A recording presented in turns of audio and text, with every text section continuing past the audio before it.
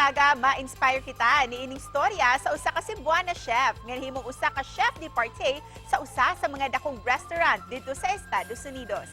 Let's all welcome Chef Charmine Ann Go. Good morning, Chef Charmine, and welcome to GMA Regional TV Live.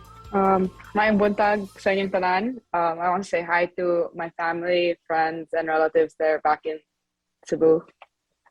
Every chef has a story, so we'd like to know what's your story. Kanusa ka nagsugod sa pagkahilig sa pagluto o kinsay naka-inspire nimo ni Like I started baking, and then what's this? I think I really enjoyed it, and I realized, I think that's what I want to do when I grow up.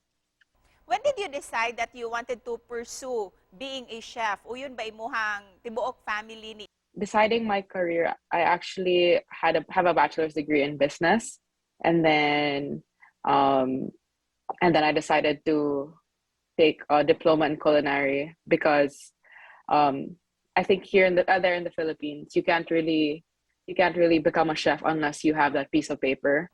Can you also share to us how you got promoted as the chef de partie diha sa US? So actually, before I became a chef, before I got here, like last December, I was actually already a chef de partie in Cebu. So every kitchen, Manggod, has a different like set of lineup on how they want to, like the hierarchy of like the chefs. So yeah, when I went to Olinia, I went all the way down. But after a month, I was able to get promoted as a chef de partie. Ug para sa mga aspiring chef nga nagtan-aw ka nato karon, unsay ma-advise nimo nga pwede nimo ihatag kanila? For me, I would say the sky is the limit.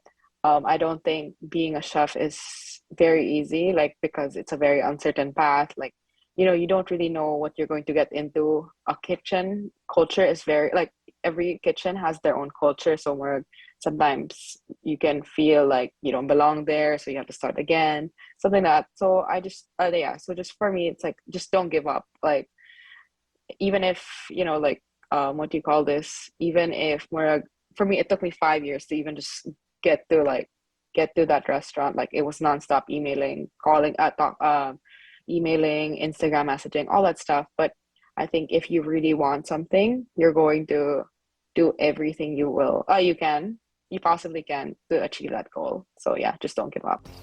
Daghang salamat, Chef Charmine, for spending your morning with us.